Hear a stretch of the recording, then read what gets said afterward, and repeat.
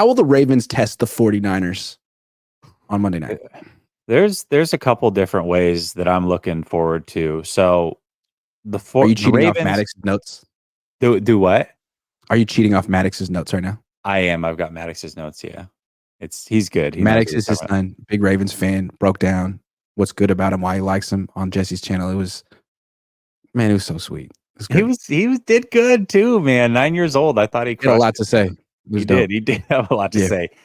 There's two ways that I'm looking at it in particular, and I'm not saying that the 49ers aren't going to pass this test, but what I'm looking for is the Ravens are second in the run in the NFL in yards per carry. The 49ers are 18th in yards per carry defense.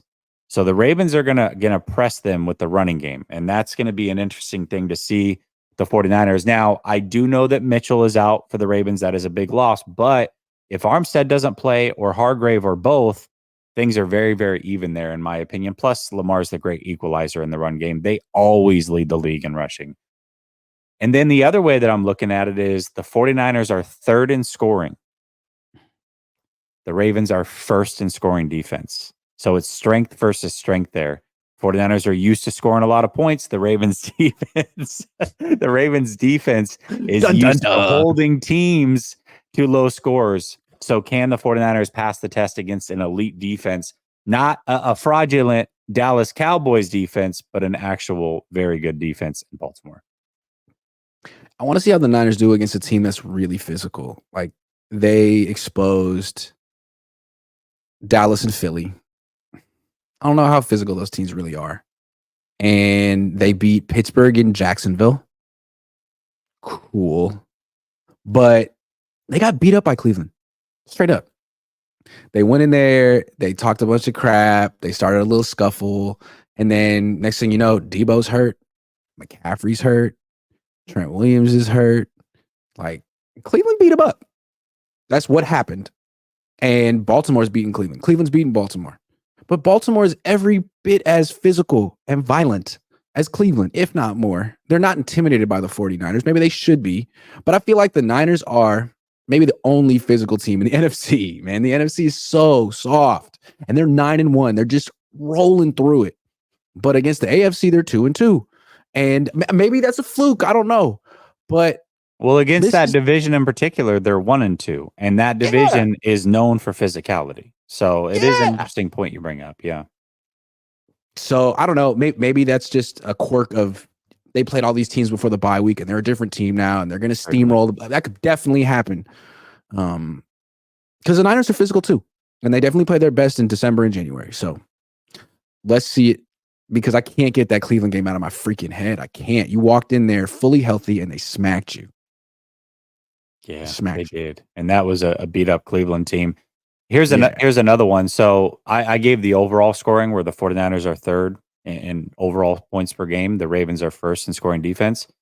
That also boils down to the red zone where the 49ers are first in TD percentage in the red zone, but the Ravens defense is second in TD percentage in the red zone. So dang, it's really strength versus strength in a lot of these things, man. I'm looking forward to this game. It's going to be a really, really fun one for sure.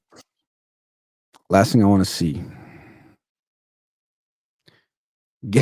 How many rushing touchdowns do you think the Ravens have given up this year? 7. 4.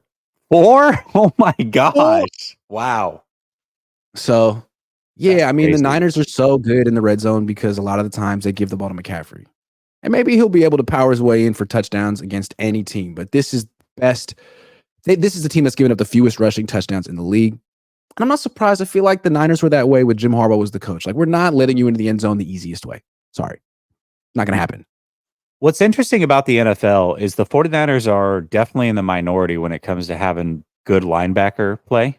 Most teams don't have any good linebackers. That's how the 49ers expose those teams. The Ravens have 2 very good linebackers. Always. That's unique. Very unique. So they don't skip with that position. That's an interesting one too. It's an interesting one. They have players at all 3 levels, the Ravens do. And most defenses nowadays, they cannot say that. So That's true. Dazza says, how were CMC and Brock Purdy numbers during the 3-game losing streak when there was no Trent? Maybe he's the Niners MVP. Good point. It's a very good point. No, you're not allowed to give it to anyone who's not a running back or a quarterback. Sorry.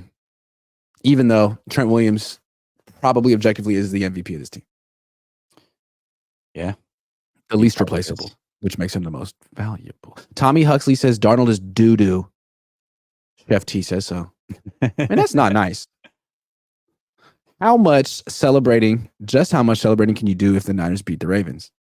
Can I do? Oh, no, he's asking me because my son's a Ravens fan. I'll be very respectful because you have to remember.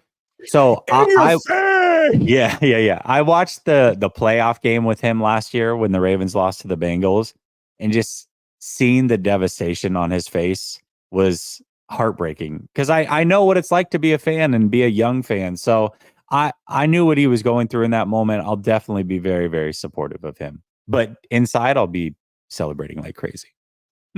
Matt McEwen says Marlon Humphrey comments no respect for the Niners. I didn't see the full thing. Someone said he was being sarcastic. I didn't see it. He was probably being sarcastic. All I know is that every player that I've seen their interviews, they've been very, very respectful of the 49ers. I think Hamilton was. I think Roquan Smith was. Lamar was. So I doubt that he was being serious, but maybe. Brother Bob says Maddox is 100% better stats than plus MVP. It's not even close. Wow, taking 100% better. Yeah. Ooh. Hey man, but that's a high bar that Maddox sets.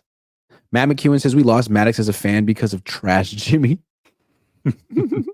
Jimmy Garoppolo, as he calls him. Ooh, he did say that. That killed me when he said that. Jimmy Garoppolo. I was like, that's his name now. From now on. I don't make the rules. Lucky Louise says it's crazy to me that anyone thinks this game is going to be close, but whooping incoming. I'll come back for your instant reaction. All right, man. I believe it. I'm not saying that it can't happen, but I don't know why it would be mind blowing that people think it would be close. I mean, you're talking about the number one team in the AFC versus the number one team in the NFC. I feel like I'm doing this show with Sam Darnold the way that your eyes have been doing that throughout the show. What's wrong, Sam? I just asked what you ate for breakfast.